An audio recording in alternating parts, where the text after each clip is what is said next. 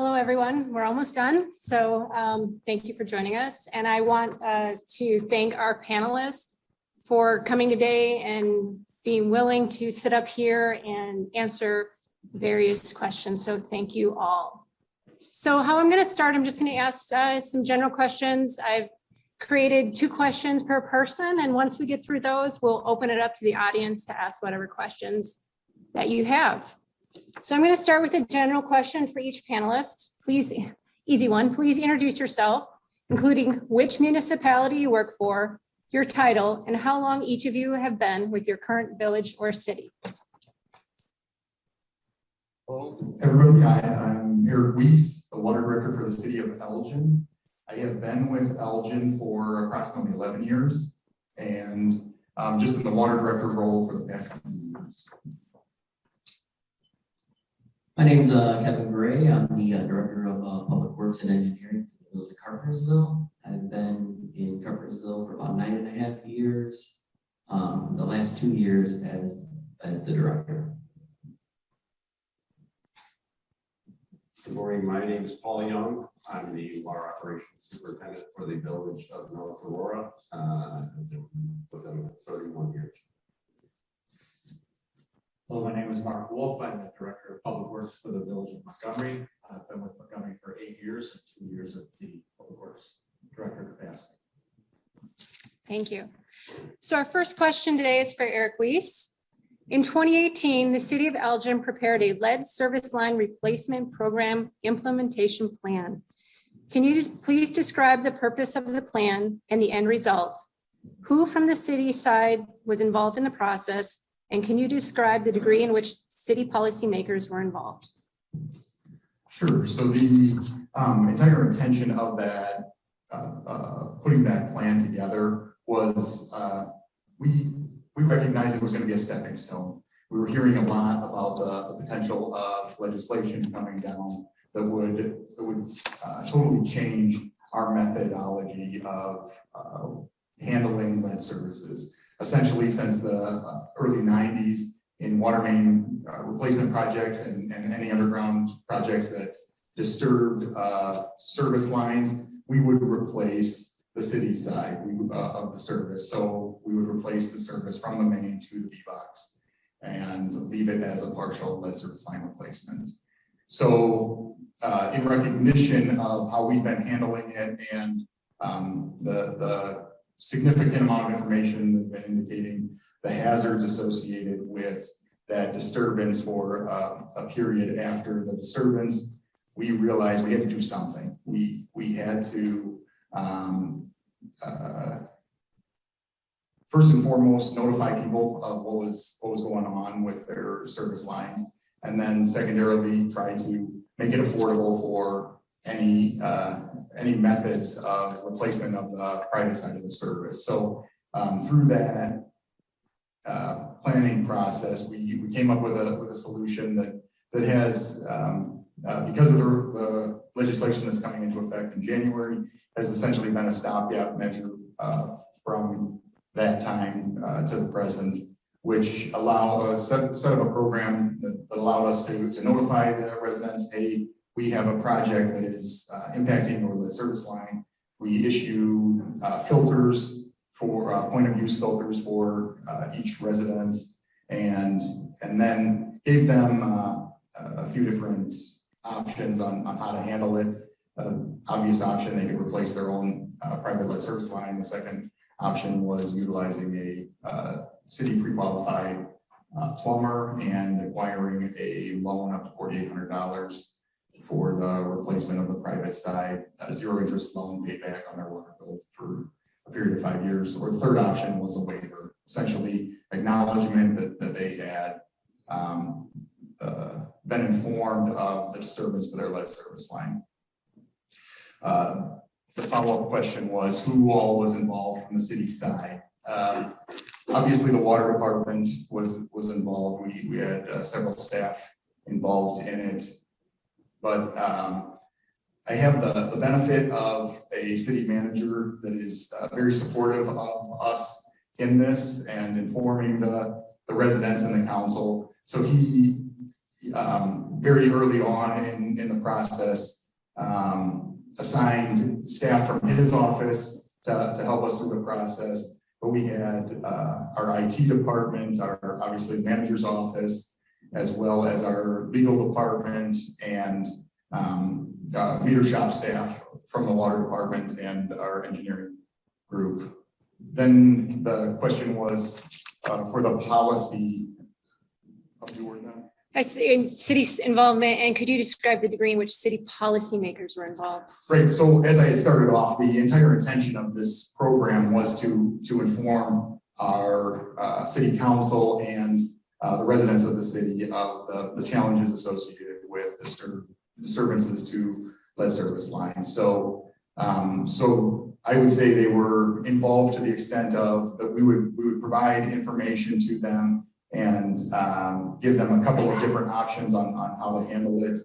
Through that entire process, the decision was made even then that it was going to be the up to the individual homeowners to eventually pay for their private side service lines. And now we're looking forward to a change in that policy where the city is going to accept the liability of cost for the replacement of the private sides. Thank you, Eric. The next question is for Mark Wolf. Montgomery is one of the few municipalities that has gone from having lead services to being lead-free at no cost to homeowners. Would you share your perspective on why the village decided to proceed with a no-cost policy? And describe the outreach efforts and incentives offered by the village to get 100% participation by the homeowners. And lastly, did you have any reluctant homeowners despite the outreach and incentives? And if so, how did you ultimately persuade them to participate? So to start off, the initial question for the decision for proceeding with no cost was really something that, like Eric had mentioned, when this was presented to the Village of Montgomery Village Board, they really took a great interest in this project and took a big initiative moving forward, and really were the ones that paved the way with the mindset of no cost to the residents. They wanted to make this as least impactful on the residents as possible.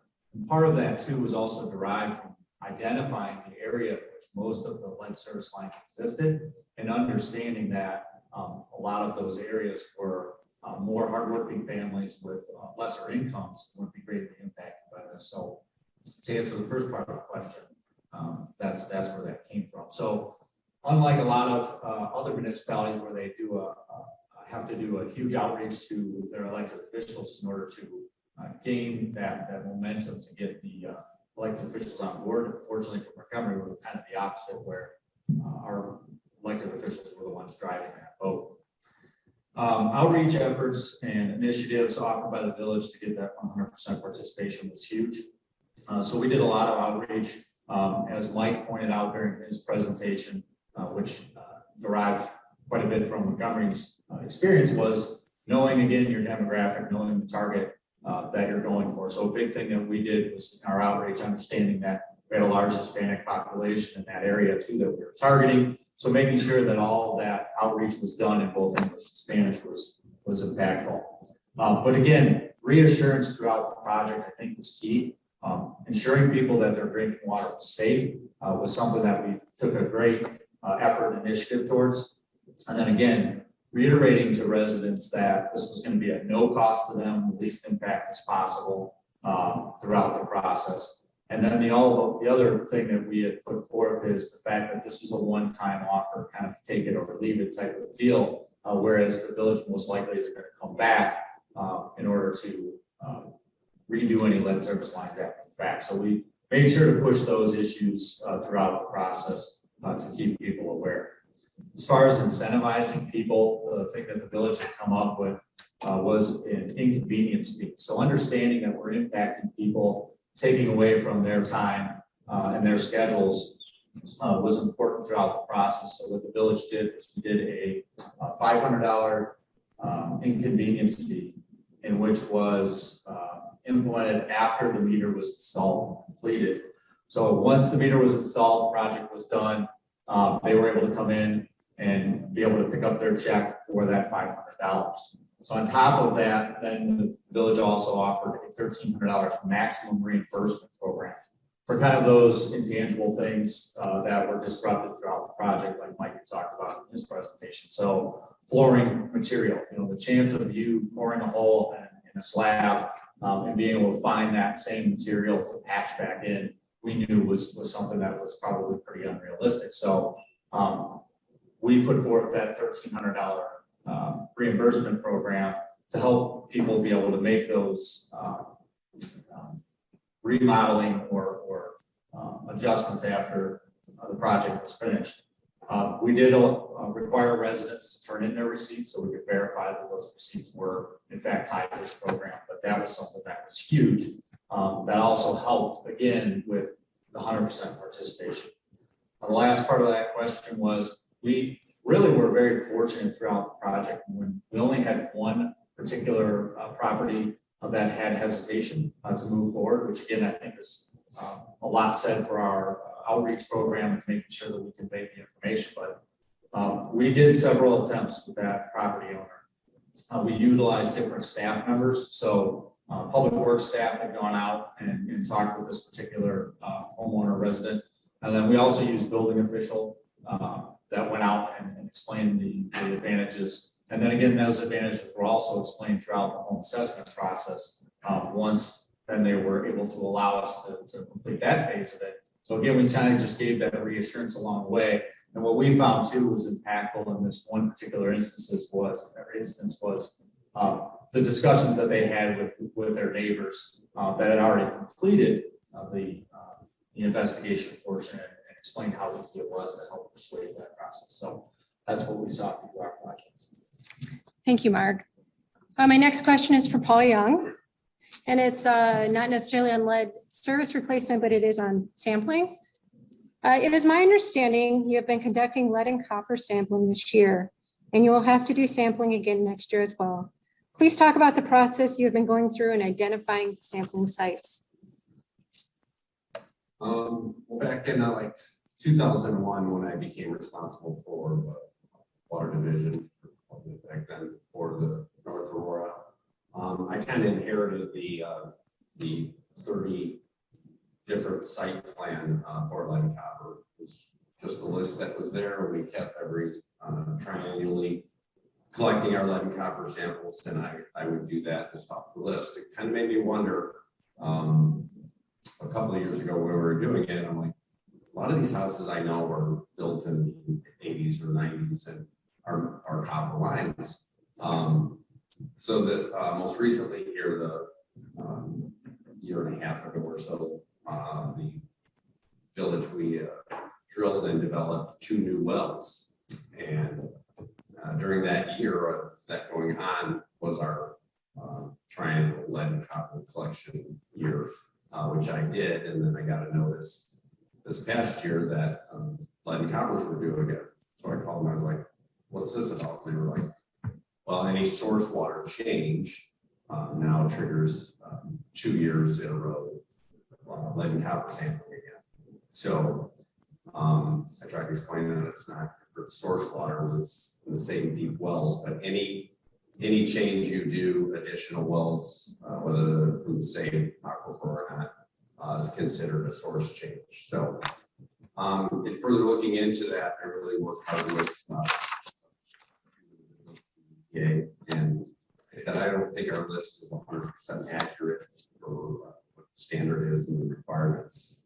So I did have to go out and using our inventory mapping to look further into getting the half of my 30 needs to be 50% needs to be known or highly suspected lead lines. So I went out and found some more and have to work with residents, identifying where the home is, age of the home, get in, do a verification of that. And that's what we did. So I became 100% compliant with 15 or 16 lead lines, which did lead to I had one real spike high out one of the new ones we got. So there had to be a confirmation sample taken. So I don't know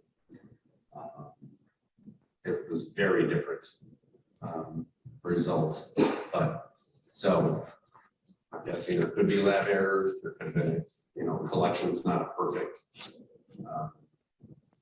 With the homeowner, you don't know if they did, if there was flushing. I do know this homeowner was gone for many months at a time. So whether it sat in the pipes longer before you collected that first sample. Yes, so. It does. Thank you. Thank you, Paul. The next question is for Kevin. The Village of Carpentersville improved the intersection of Route 31 and Huntley Road. This project has the distinction of involving both IDOT, the village, and private residents, as there was approximately 25 lead service line replacements required.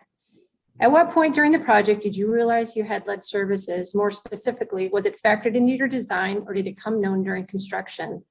And please talk about the homeowner outreach and process the village went through to obtain the lead service line replacement agreements from the residents. Yeah, so we had a $12.5 million road reconstruction intersection project at Route 31 and Main Street.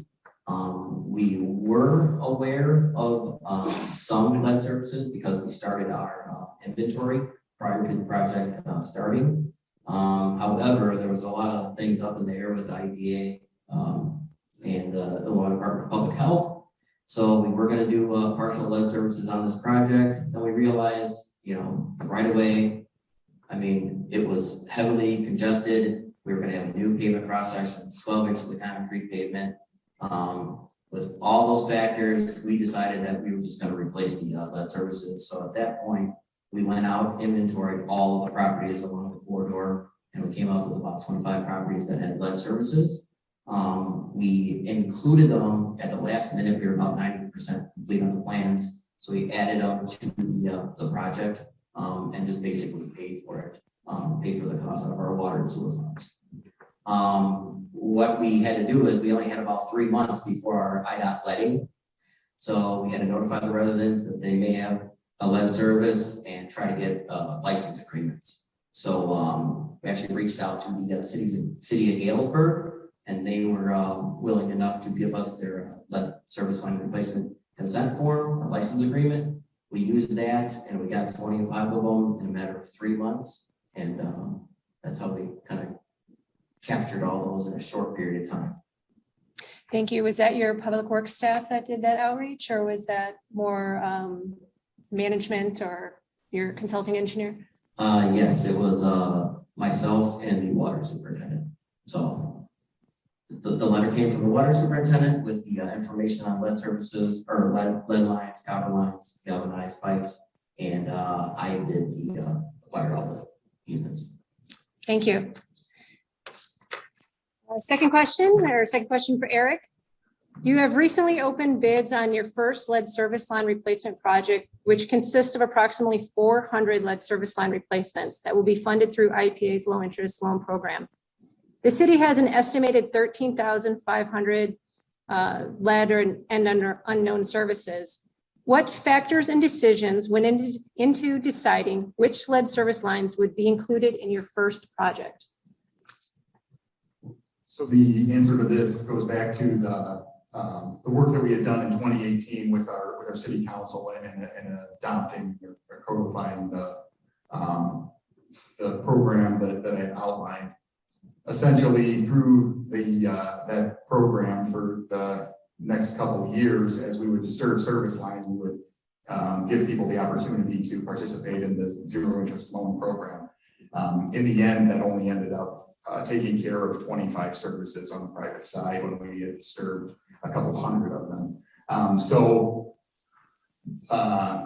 That being said, we have now disturbed several hundred lead services, and so it was pretty easy for us for this first project with the IPA funding to utilize all of those. So we're essentially going back to all of the people who didn't participate in the lead or the loan program that the city had offered, and offering to replace their services with this funding. Additionally, every year the city ends up disturbing approximately 25 to 30 services through emergency repairs, leaks on those lead service lines, on the curb stops and things like that. So anybody since the beginning of that program in late 2018 until October, last October when we had to draw the line for our bidding process, they were also included in that list.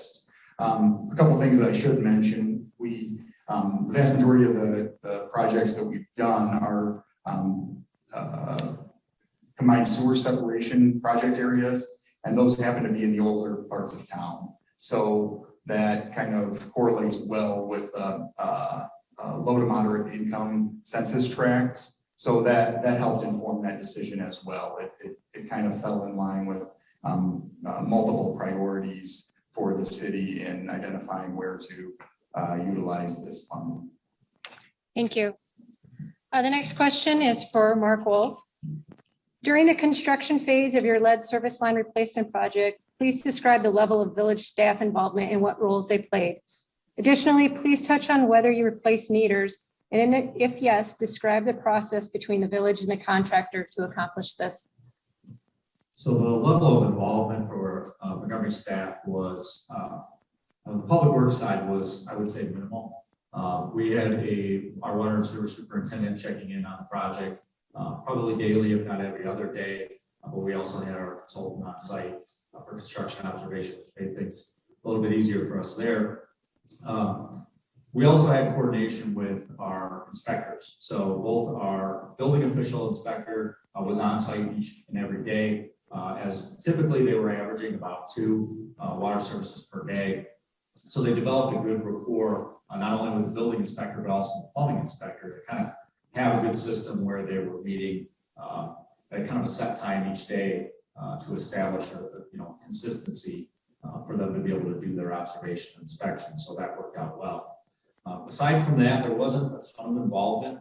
We were very fortunate. The contractor did a great job throughout the course of the project. It didn't require a ton of oversight from the village's side. As far as meters go, yes, we took the approach to replace any and all meters that were part of this project. So the way that worked was we were providing the inventory of meters ahead of time to the contractor.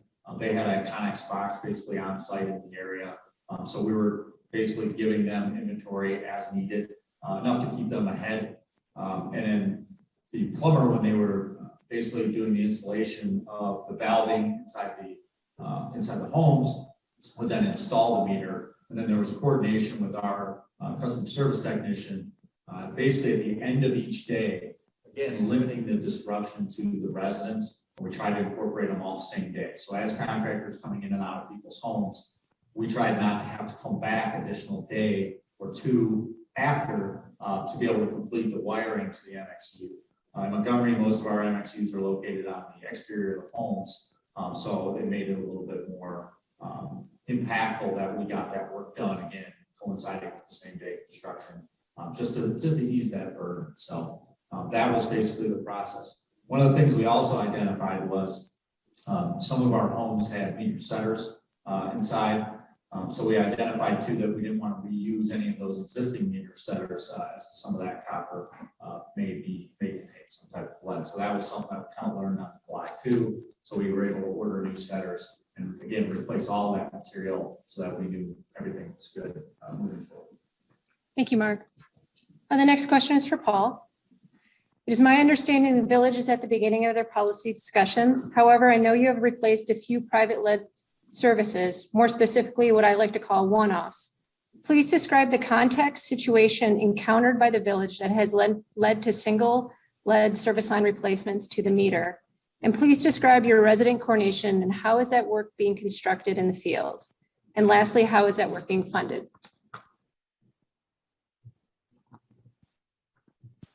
Well, 2 years ago, we did our first little trial with a few streets where we identified that would have lead lines. So not necessarily one-offs, but it ended up as a one-off after that.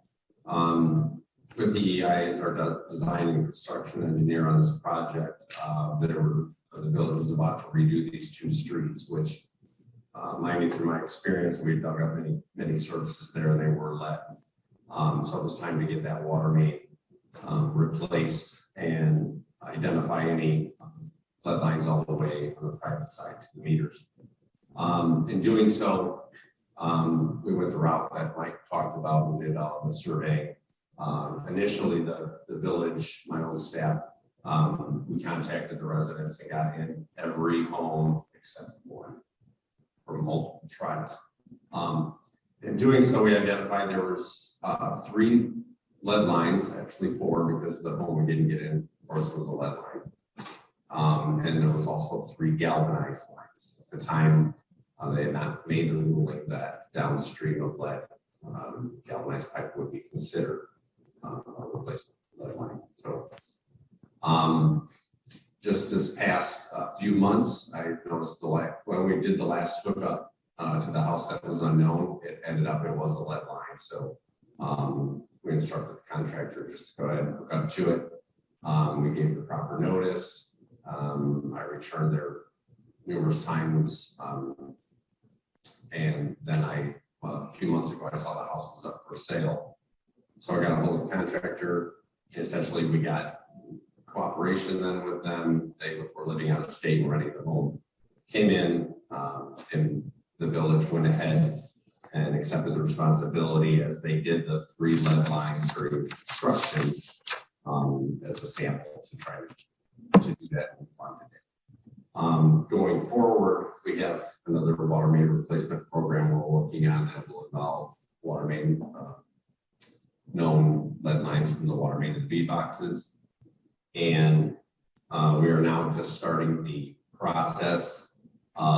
We actually have the administrator and director on board, and they're starting to see the severity of this and the new act coming into play. So our policy for emergency replacement is now we actually have 1 or 2 in play that we've fixed over the last couple of weeks. That we have got the filters and given those to the homeowners and coming up with contractors that can service us within 15 to 30 days to get full lead line replacement done. And the village is on board. We don't have our full approval yet, but we're going to take recommendation to our board to fully fund the lead line replacements that we have. And they're also really going to push for this ARPA funding. I believe we've got like $2.4 million to use that to get us started. Oh, you got it all. Thank you. Thank you. Well, the last question is for Kevin. Has the village of Carpentersville started inventorying their services? If yes, can you please describe your current process, specifically any outreach coordination with homeowners and any subsequent data management? Yeah, so we actually started back in 2017. We're actually fortunate. I actually consider Carpentersville, as far as our water distribution system, kind of a tale of 3 cities. We have our Fox River runs through Carpentersville, so we have our Old Town area. We have our area that was to the east, or the east side we call it. It was built basically from 52 to 58, basically. And then we have everything out west, the Random Road corridor that was built in 2000.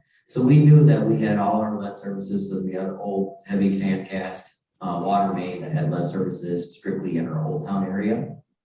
So that's where we kind of started our search. Letters went out similar to how we did to the project for Route 31.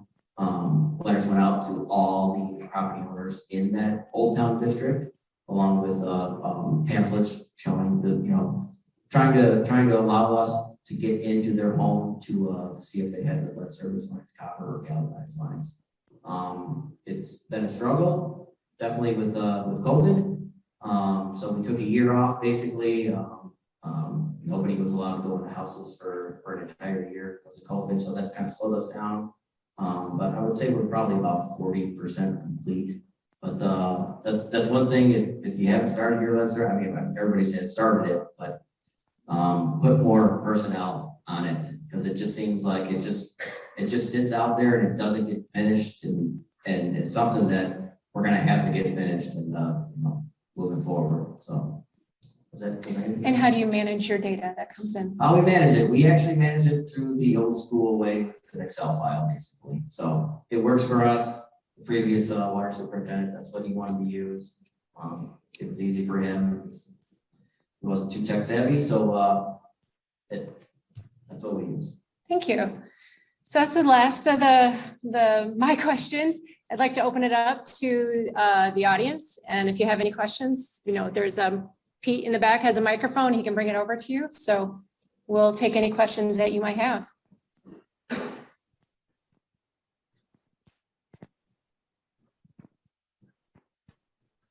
Lucas. Oh, he's going over there. And Pete, then we have one over here after.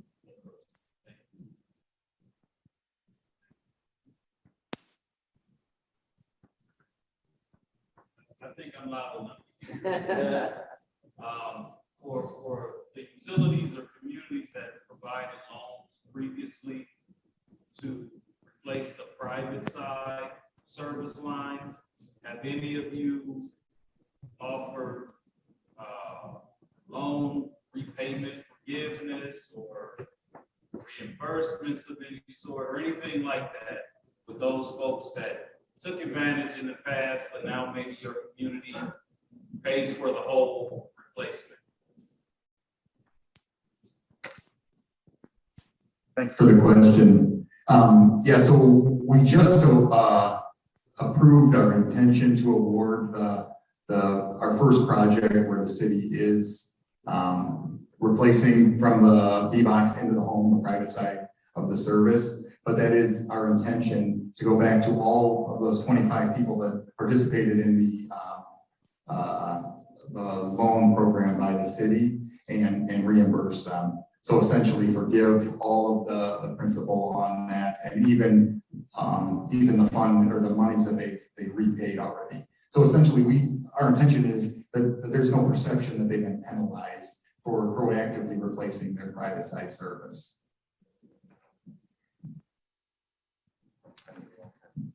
Lucas, you had a question? My question is for Mark. How many up here, you're the only person or community that has where all of your lead services have been replaced, at least known? How long did that take you? How many did you guys have? And the timetable between the outreach and the final completion? So the process started, I could probably, EEI could probably better state when the process started because I was in the director capacity when the process started in It started in 2017, the village initiative to remove the lead services at no cost to the homeowner.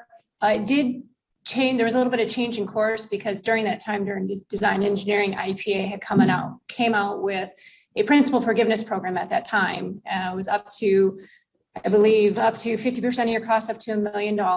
And it was, almost a perfect amount for the village of Montgomery. So Montgomery, being the fiscally responsible community they are, decided it was, absolutely imperative to go after this money, which we did. So we kind of put a pause on the design and did the project plan and secured the IPA low interest loan funding. And that took us through, I think, around sometime in 2018.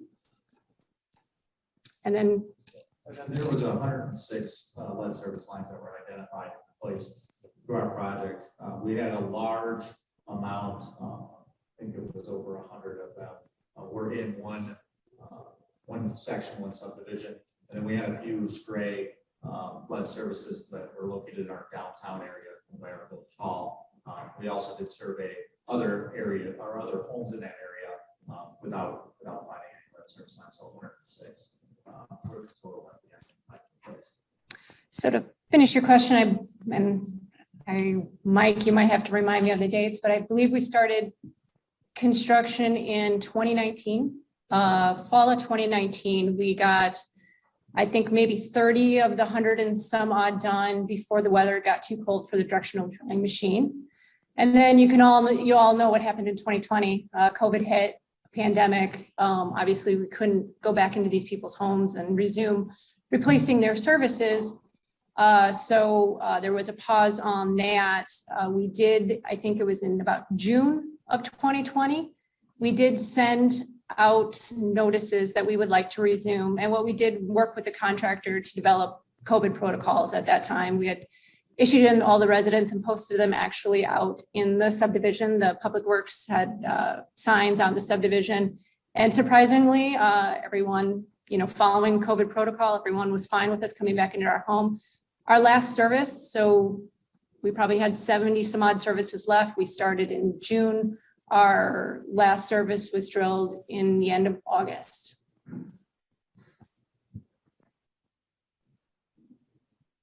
Any other? How many crews were used, and how about the number of replacements per crew per day? So for Montgomery, they utilized one crew in the area. Again, they were fortunate in the aspect that all of them were in one subdivision, so they were able to utilize one crew. I believe there was 5 personnel on each crew. They were averaging 2 and sometimes 3 services per day. They were very efficient in the aspect of being able to kind of pre-plan per day, meaning they dug a lot of their boreholes ahead of time in their downtime. So, for example, when plumber was in completing the connections inside the home for the new service line, then that crew on the outside was then starting to prep for the next day or starting to prep for disconnects. One of the things that they did really well was they worked well with our staff to coordinate. We never shut down for any disconnects. What we did was we just lowered pressure, kept it above 20 psi, so we didn't constitute a boil order, and they had a really good system for that. So what they did was try to set up as many disconnects in one day as possible, so that way our crews would come out, reduce pressure, and then they would just basically move from one to the next and get as many done as they could. So again, they were really efficient and averaged 2 to 3 per day.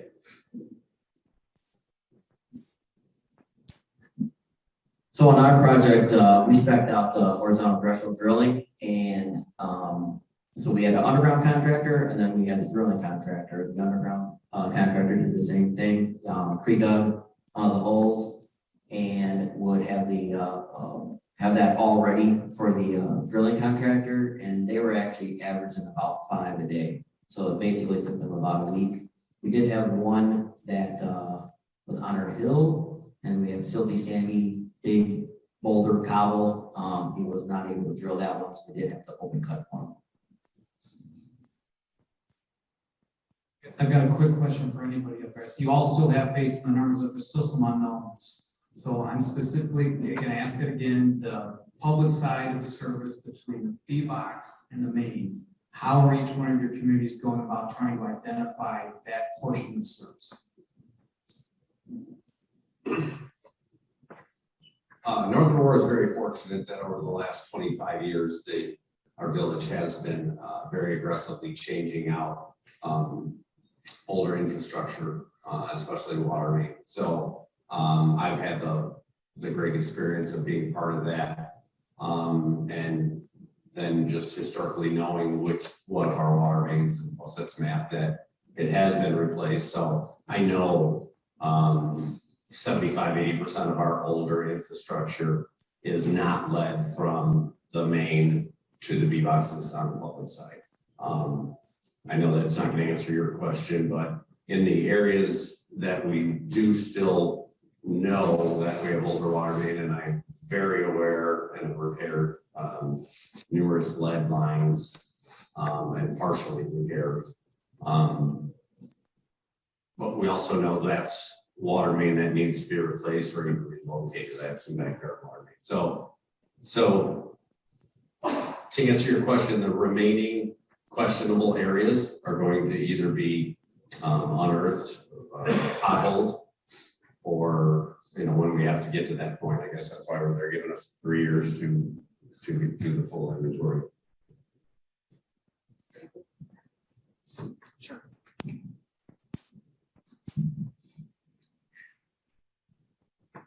So I'm sure every utility has all sorts of unique circumstances and things going on in your inventory process.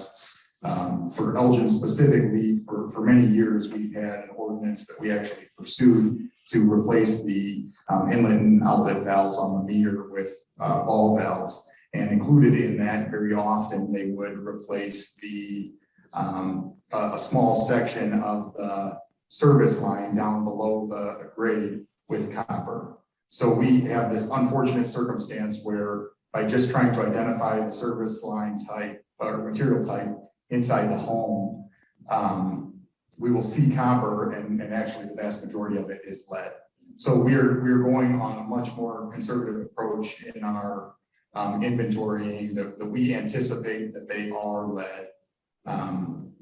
We also have this unfortunate circumstance that even as late as 1972, there was still city code that allowed for lead service line material to be utilized.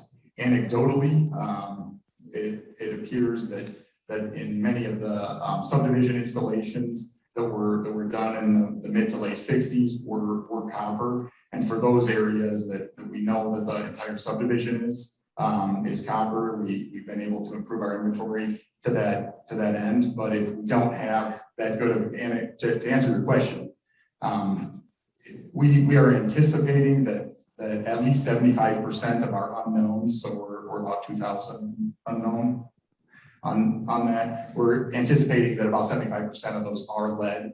And if we don't have any other way of figuring it out, we're just going to assume or continue to assume that they're suspected lead. That being said, that's a pretty safe assumption for us.